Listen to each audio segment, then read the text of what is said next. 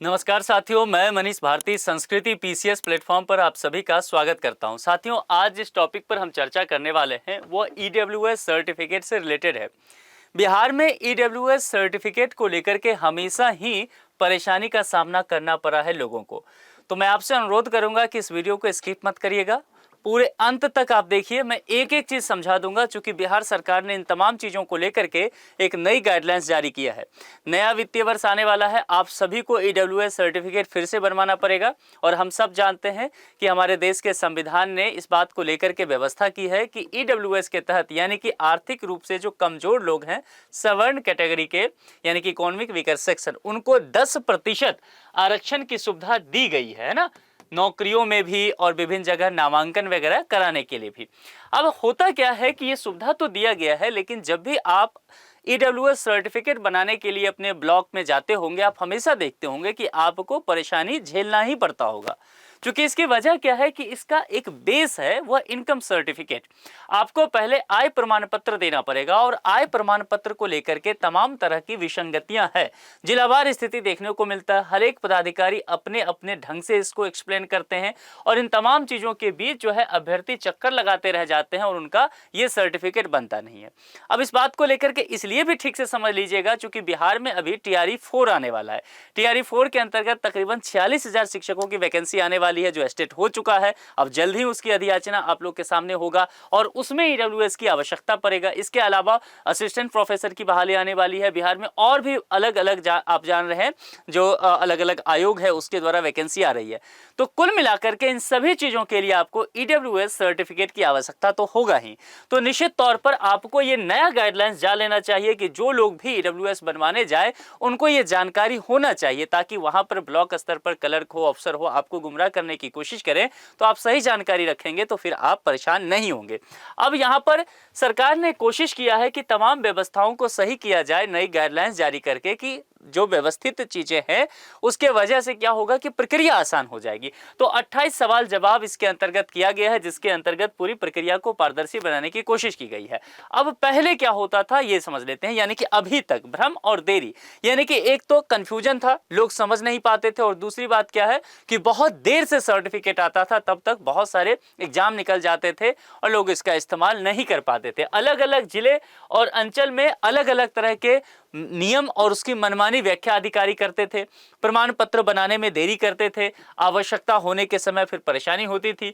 अब बिहार सरकार के द्वारा क्या कर दिया, एक नई और स्पष्ट गाइडलाइंस जारी किया गया है। नियम में जो पेचीदगी थी उसको पूरी तरह से बदल दिया गया है, और इस पूरी प्रक्रिया को आम जनता के अनुकूल बना दिया गया है, पेचीद की मुक्त व्यवस्था की गई है।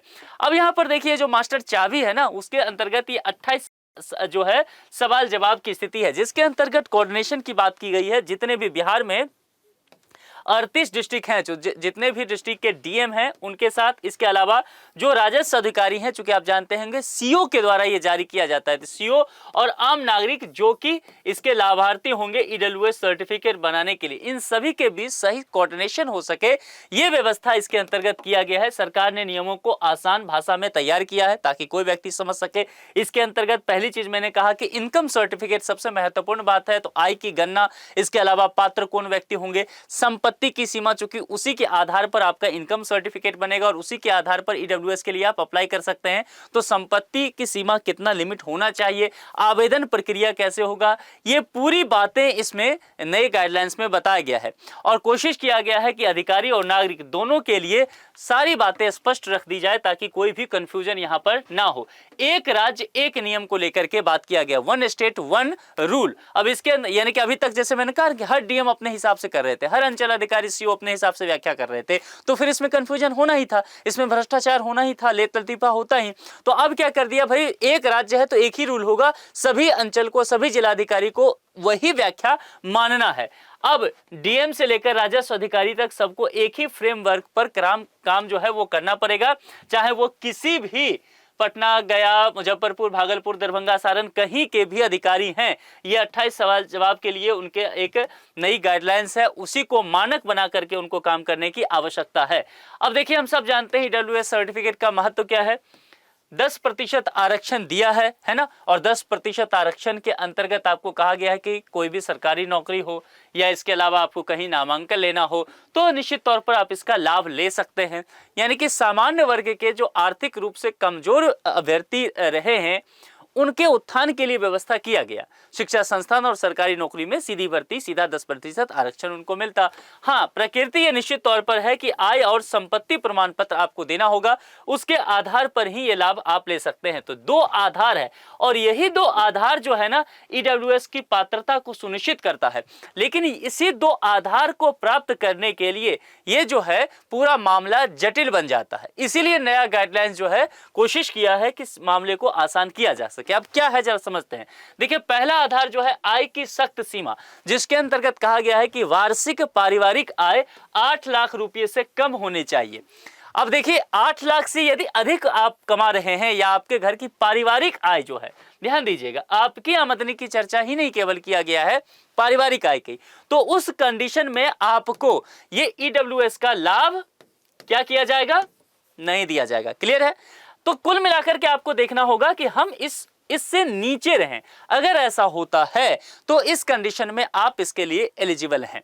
अब इसमें आय के स्रोत को लेकर के बात किया जाएगा। इसके अंतर्गत कुछ बातें कही गई। देखिए, इसमें इस बात को लेकर चर्चा किया गया है कि केवल वेतन ही नहीं, आप कहेंगे कि आपकी वेतन जो है 6 लाख जो है एनुअल है, यानी कि 6 लाख आप वर्ष में कमाते हैं तो आप तो 8 लाख से कम हो गए। लेकिन साथियों, आपके पास संभव है कि एग्रीकल्चर लैंड भी होगा, आपके पास कोई बिजनेस हो सकता है, अन्य कोई और स्रोत होगा जिससे आपकी कमाई हो रही हो, तो इन तमाम चीजों को वेतन के साथ ऐड कर दिया जाएगा और फिर देखा जाएगा कि क्या 8 लाख से अधिक हो रहा है।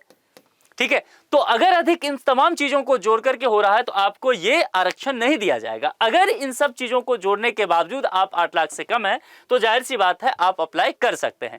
अब एक चीज जो सबसे अधिक परेशानी होता है, देखिए यहां क्या लिखा था, वार्षिक पारिवारिक आय। अब यही सबसे मुश्किल का काम है कि पारिवारिक आय क्या है, यह परिवार की सटीक परिभाषा क्या है। इसलिए कहा मैंने ना, हर डीएम, हर अंचल अधिकारी अलग अलग इसकी डेफिनेशन देते रहते थे।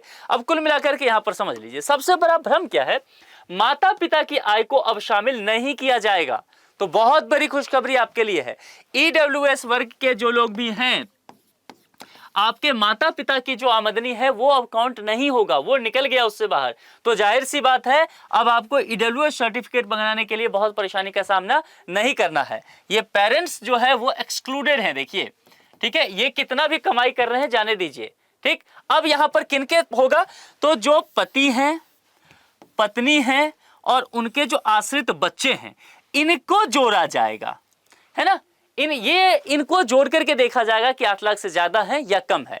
योग्यता तय करने के लिए अब केवल पति पत्नी और उनके आश्रित बच्चों की संयुक्त आय को ही आधार बनाया जाएगा और इनके संयुक्त आय को बस देखा जाएगा, ये एक्सक्लूड कर दिए गए हैं।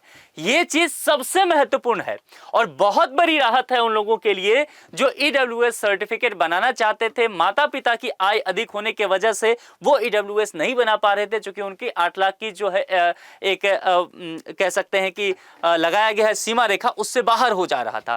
तो एक चीज ध्यान हो गया। दूसरा, अब सेकंड पिलर की चर्चा करते हैं, संपत्ति की अधिकतम सीमा कितनी होनी चाहिए। अब समझिए, ईडब्ल्यूएस केवल आय के बारे में नहीं है, ठीक है, संचित संपत्ति यानी कि वेल्थ की चर्चा की जा रही है ना। आप इस बात को समझ पाए ना, जैसे कहते हैं रिच होना अलग चीज है, वेल्दी होना अलग चीज है। तो यहां पर यही बात की जा रहा है कि आपका इनकम केवल क्या है उसको नहीं देखा जा रहा है, केवल इनकम नहीं है, आपका वेल्थ देखा जा रहा है, वो मायने रखेगा। यदि आपकी संपत्ति नीचे दी गई किसी भी एक सीमा को पार करती है तो आप ईडब्ल्यूएस श्रेणी से स्वतः बाहर हो जाते हैं। तो आगे की स्लाइड में देखते हैं कि क्या है वो। अब देखिए, इसमें से कहा गया संपत्ति के नियम, कृषि और फ्लैट सब जोड़ा गया है। आप लोग मिलाते चलिएगा इन चीजों को देख करके कि आपके पास क्या क्या है। पहला, कृषि भूमि। अब इसमें भी आता है कि भाई बिहार की अगर हम बात कर रहे हैं, बिहार में आज भी 75% लोग जो हैं बिहार के, वो कृषि व्यवस्था से जुड़े हुए हैं। एक बात क्लियर है। तो कुल मिलाकर के ग्रामीण स्तर पर भी बहुत सारे लोग वहां रहते हैं, शहरीकरण सबसे कम है इस देश में बिहार का, यानी कि एग्रीकल्चर भूमि होने के चांसेस ज्यादा है बिहार में लोगों के पास। तो अब यहां प्रश्न है कि क्या जिनके पास एग्रीकल्चर लैंड होगा वो सब ईडब्ल्यूएस से निकल जाएंगे? जवाब है नहीं। उसके लिए भी टर्म एंड कंडीशन है। उसके लिए कहा गया कि आपके पास 5 एकड़ से अधिक नहीं होनी चाहिए। ध्यान दीजिएगा, अब यहां पर एक कंफ्यूजन शुरू होता है। वो कंफ्यूजन क्या होगा वो मैं अभी ही बता देता हूं। अब देखिए यहां शब्द पर ध्यान दीजिए, मैंने क्या कहा, लिखा है क्या, 5 एकड़। अब बिहार में क्या गिना जाता है, बीघा। क्लियर है, समझ में आ रहा है चीजें। यही होता है जब आप जाएंगे ऑफिसर से बात करने, डीएम से, अंचल अधिकारी से, तो आपसे पूछेंगे आपके पास 5 बीघा जमीन है, आप कहेंगे हाँ 5 बीघा तो है, तो नहीं बनेगा आपका। ध्यान रखिएगा ये 5 एकड़ है और 5 बीघा 5 एकड़ से बहुत कम होता है। क्लियर है, तो अपने बीघा को एकड़ में जो है वो कैलकुलेट कीजिए और फिर उस अधिकारी से बताइए कि नहीं, बीघा के आधार पर मेरे पास जो है वह भले ही 5 हो रहा है लेकिन एकड़ के आधार पर तो वो 5 से कम है। तो परिभाषा समझना है यहां पर, ठीक है। अब चलिए शहरी क्षेत्र की बात करते हैं। अगर मान लीजिए ग्रामीण क्षेत्र में है तो ये हो गया। अब शहरी क्षेत्र की बात करते हैं तो शहरी क्षेत्र में लोगों के पास जमीन होता है मान लीजिए, या ज्यादातर फ्लैट होता है। तो शहरी क्षेत्र में अगर 1000 वर्ग फुट स्क्वायर फीट से बड़ा नहीं होना चाहिए क्या आपका फ्लैट, अगर ये है तो फिर आप बाहर हो जाएंगे, फिर आप नहीं बना पाएंगे ईडब्ल्यूएस सर्टिफिकेट। संपत्ति के नियम में आवासीय प्लॉट जमीन को कैसे किया गया है, अर्बन एरिया में कहा गया है 100 वर्ग गज स्क्वायर यार्ड्स या उससे अधिक का प्लॉट होने पर आप ईडब्ल्यूएस का नहीं बना सकते हैं। ग्रामीण क्षेत्र में इसमें क्या किया गया है, 200 वर्ग गज या उससे अधिक का प्लॉट होने पर आप अयोग्य हो जाएंगे। और इस तमाम ये सारी चीज रही कि आपकी अयोग्यता योग्यता कैसे तय होगा आय प्रमाण पत्र को लेकर के। अब अधिकारियों के लिए क्या निर्देश है जरा इसको समझिए, क्योंकि सबसे ज्यादा परेशानी लोगों को बिहार में यही होता है। सभी विभाग के अध्यक्ष, आयुक्त और जिलाधिकारियों को गाइडलाइन सख्ती से लागू करने का निर्देश दिया गया है।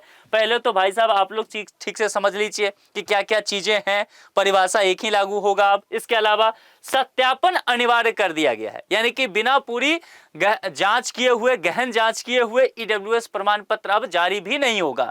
तो प्रक्रिया को पारदर्शी और त्रुटिहीन बनाना प्रशासन की जिम्मेदारी अब तय की गई है। तो कुल मिलाकर के आप लोग भी अगर सही में आप ईडब्ल्यूएस के अंतर्गत आते हैं तभी अप्लाई करें, अन्यथा कल को नौकरी लग भी जाएगा ना तो आप नौकरी से बाहर कर दिए जाएंगे, जांच हो जाएगा, फंस जाएंगे। तो ये भी आपको ध्यान रखना है। फर्जीवाड़े पे जीरो टॉलरेंस को लेकर के सरकार यहां पर मामला कर रही है। गलत जानकारी देने पर सख्त कानून लागू होगा।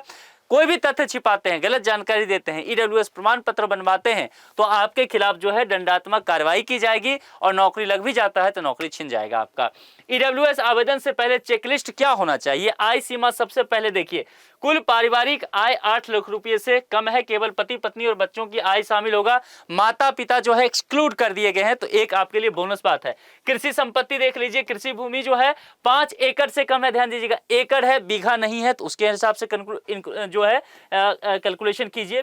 और आवासीय संपत्ति है तो फ्लैट है तो 1000 स्क्वायर फीट से कम और प्लॉट जो है 100 स्क्वायर यार्ड, शहरी क्षेत्र और ग्रामीण क्षेत्र का अलग अलग दिया गया है।